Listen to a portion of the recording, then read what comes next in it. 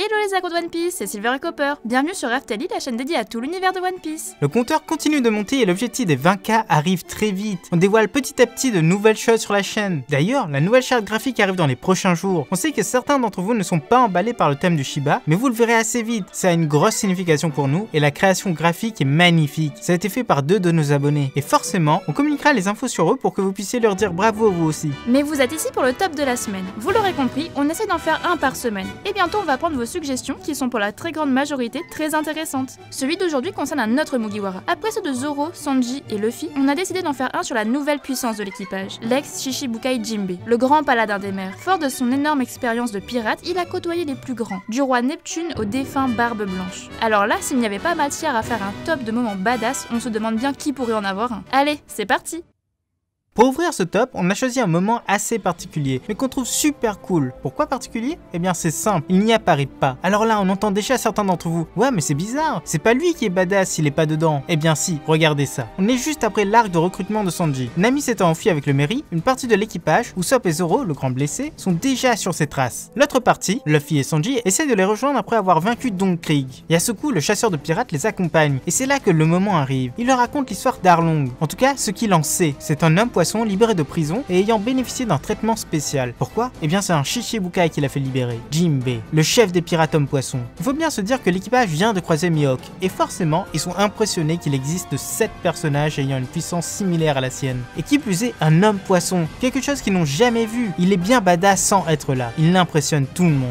Une autre chose est intéressante avec cette scène, c'est qu'on est au chapitre 69, et on part d'un personnage qui n'arrivera qu'au chapitre 528. Ça, c'est de l'anticipation. Ce point 9, c'est la suite logique du précédent. Direction Impel Down, la célèbre prison sous-marine du gouvernement mondial, même si aujourd'hui elle n'a plus aussi bonne réputation. À l'époque, c'était quand même pire qu'Alcatraz. Notre homme poisson préféré a été enfermé suite à sa rébellion et son refus de participer à la Grande Guerre. Partageant la même cellule qu'Ace avant son départ, il refusa de promettre à celui-ci de protéger son frère. Mais lorsque bien plus tard, il le voit débarquer au niveau 6, il comprend que c'est la seule chance d'aller sauver Ace, et va le suivre. C'est le début d'une belle collaboration. Mais arrivé aux portes du pénitencier avec les autres prisonniers, ils s'aperçoivent qu'ils sont piégés. Tous les bateaux prisons ont largué leurs amarres. Jinbe aperçoit les bateaux au loin et arrache la porte d'entrée. La jette à la mer, Mr. One, Baggy et Crocodile sautent sur ce radeau de fortune. L'homme poisson se transforme alors en moteur surpuissant et transporte ses évadés à grande vitesse jusqu'à ses pauvres navires. Mais l'action ne s'arrête pas là. Il éjecte la planche entière sur un des navires avec une technique de karaté. Et pendant que ses alliés de fortune sont à l'abordage, il maîtrise une partie de l'équipage avec de l'eau propulsée à grande vitesse, ce qui brise même une partie du navire. Mais quelle classe! Et dans tout ça, il finit tout en douceur en utilisant son pouvoir d'homme poisson et en envoyant les baleines sauver le reste des prisonniers, dont Luffy qui tombait à l'eau. Maintenant, plongeons plus de 20 000 lieues sous les mers et direction l'île des hommes poissons, île natale et territoire protégé par le paladin des mers. À leur arrivée sur l'île, l'équipage va être traité comme des rois et vont même être emmenés dans le palais Ryugo afin de rencontrer le souverain du royaume, le grand roi Neptune. Malheureusement, tout dérape. Suite à un malentendu de taille, Luffy s'enfuit avec Shirahoshi. L'équipage est obligé de maîtriser les gardes et le méchant de l'arc, Oddie Jones, débarque pour faire un coup d'état. C'est de la folie, n'est-ce pas? Quoi qu'il en soit, l'objectif de Luffy est d'emmener la princesse sur la tombe de sa mère, la reine Otohime. Et arrivé sur place, un homme l'attend, Jinbe. S'ensuit un flashback émouvant, un des meilleurs de la série selon nous. Luffy décide de mettre un terme à tout ça en éclatant l'héritier de toute cette haine, Oddie Jones. Sauf que Jinbe n'est pas d'accord et s'oppose de façon très brutale à celui qui va devenir son capitaine. La raison est simple, il sait très bien que si Luffy met à terre Oddie avant qu'il ne terrorise la population, tout le monde dira « Encore un pirate qui maltraite des hommes poissons ». Néanmoins, le choc est violent, mais se termine avec l'intervention hasardeuse de Sanji, et Luffy retrouve la raison.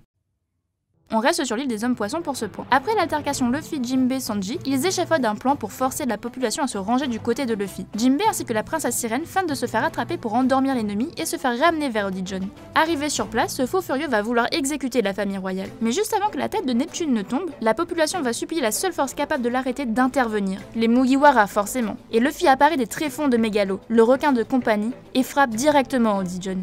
Mais l'homme poisson utilise à nouveau ses stéroïdes et se relève. Il se retourne alors vers la princesse, son ennemi, celle qui représente ce qu'il déteste, l'intégration en personne de la surface et la tolérance envers son ennemi, ces sales humains. Il dégaine alors une attaque qu'il est censé maîtriser au-delà des limites connues, l'Ushimizu. De l'eau du corps est concentrée dans la main de l'utilisateur. Puis dans un geste de la main, cette goutte est envoyée à très haute vitesse. Chez Oddie, il lui permet d'éclater des bâtiments entiers. Et bien là, il l'utilise face à la frêle Shirahoshi, sûr de la tuer. Et bien non, Jinbe, dans un geste badass, reproduit cette attaque et la neutralise en plein vol. Ton attaque, c'est du karaté de débutant.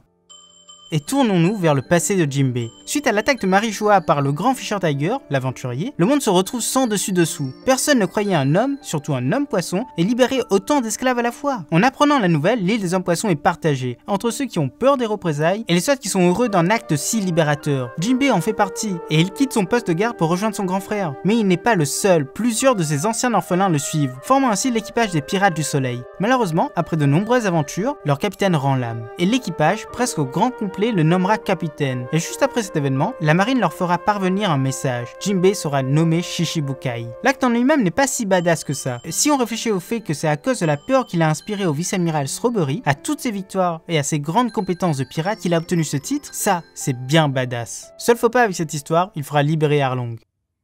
Pour ce numéro 5, on se retrouve à Marineford. La bataille fait rage et les pirates de Barbe Blanche se battent comme des lions pour libérer leur frère, Ace au point ardent. Barbe Blanche ainsi que Sengoku regardent le champ de bataille en vrai stratège. Et alors que les combats redoublent d'intensité, un événement plus qu'improbable se passe. Un navire de la marine tombe du ciel avec à son bord les évadés d'Impel Down. Bien que ce soit une scène déjà bien surprenante et épique, ce n'est pas celle-ci qui nous intéresse. Ils se réceptionnent ensuite tous plus ou moins bien et se lancent immédiatement dans la bataille et forcément, de puissants ennemis s'opposent à eux, dont le Shishibukai Moria. Avec son armée de zombies, il ralentit considérablement les enfants de Barbe Blanche. Mais une vague surgit de la mer et frappe tous les morts vivants. Le sel contenu dans celle-ci libère l'âme des pantins. En un seul coup, il met Moria hors d'état de nuire. Alors qu'il a quand même fallu tout un arc à Luffy et les autres membres de l'équipage pour le faire.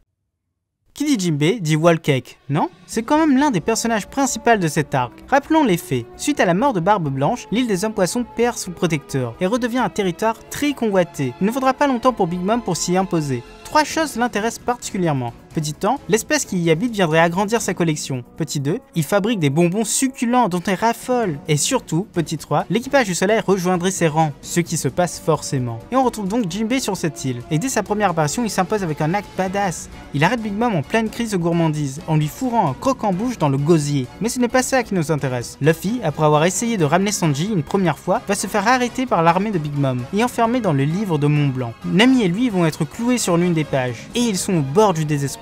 Surtout que Pudding vient de leur annoncer la mort imminente de leur cuistot. Et comme vous le savez, à chaque situation désespérée, son héros. Jinbei débarque en tant qu'homme de Mama et ressortira en tant que Mugiwara. Il défonce littéralement Opera avec son karaté des hommes poissons et libère les 2 prisonniers en mettant le feu au livre. Comme quoi, ça sert d'avoir un infiltré qui peut connaître les secrets de l'ennemi. Retournons à Marineford une seconde fois. Après tout, le nombre d'apparitions badass de ce personnage a lieu sur ce champ de bataille. On est presque à la fin de la bataille et les 2 camps sont usés et harcelés de tous les côtés. Barbe Blanche, après s'être fait attaquer par un de ses fils adorés, s'est mis en marche et a décidé de traverser la distance qui le sépare d'Ace le plus vite possible. Malheureusement, en plein combat, son cœur fait des siennes et sa maladie se réveille. Il tombe à genoux et crache du sang, laissant une énorme ouverture pour ses adversaires. Les marines aux alentours saisissent cette opportunité sans pareil et ils lui sautent dessus. Après le violent coup donné par Akainu, il ne reste pas grand chose pour tuer ce titan. Mais sorti de nulle part, Jinbei enjambe l'homme qu'il respecte le plus et élimine tous ses ennemis avec son karaté. Jinbei sauve un Yonkou. Certes, il est mal en point, mais ça reste quand même super badass. Pour l'avant-dernier de ce top, on reste à Marineford, et on parlera pas d'un moment, mais d'un ensemble d'événements. Dans cette guerre atroce, le jeune Mugiwara essaie tant bien que mal de se frayer un chemin vers son frère. Face à tant d'obstacles, plus ou moins puissants, il va heureusement trouver de l'aide. Ivankov, Crocodile, Vista, mais pour nous, l'allié qui est le plus proche et plus protecteur envers lui, c'est Jinbei. Il l'aide à Impel Down, on l'a vu, et à la chute du bateau. Jinbei surpasse Moria, et Mihawk surpasse Jinbei. Ça montre la différence de niveau au sein même des Shishibukai. Plus tard, il essaiera d'empêcher Luffy de continuer, mais face à son insistance, il accepte de l'éjecter par-dessus la muraille de la marine et le fait tomber juste en face des amiraux. Même s'il est certain qu'il ne connaissait pas la position exacte de ces 3-là, il savait pertinemment que des adversaires puissants se trouvaient là-bas. Ça montre la grande confiance qu'il a développée durant cette guerre envers Luffy. Et enfin, acte qu'on trouve tellement badass, à la mort d'Ace, Luffy rentre en léthargie suite au choc et à l'abus des hormones d'Ivankov. Et juste avant qu'il ne subisse le même sort que son frère, Jinbei, Marco et Vista interviennent. Et le premier s'enfuit avec Luffy dans ses bras. Malheureusement, Akainu le rattrape et dans une scène épique, il fait barrage de son propre corps et se fait transpercer par l'homme magma, digne d'un film d'horreur. Cette scène reste à jamais gravée dans notre mémoire. Heureusement, Crocodile, Baggy, les enfants de Barbe Blanche et Law interviennent à tour de rôle et les 2 martyrs seront sauvés. Avant de passer au numéro 1 de ce top, on vous présente 2 mentions spéciales. Ces actions qui sont arrivées au pied de ce top, mais qui sont quand même bien badass. Jinbei qui met KO Wadasumi en un seul coup. Le choc est si violent qu'une onde traverse le corps de ce pauvre Umibozu. Pour le second, c'est un gigantesque spoil. On vous invite donc à passer à la section suivante dans la timeline. Jinbei éjecte Mama du champ de bataille de Nigashima. Et pour ça, il utilise une prise de judo magique. Il fait la passe à Robin qui l'emmène très loin.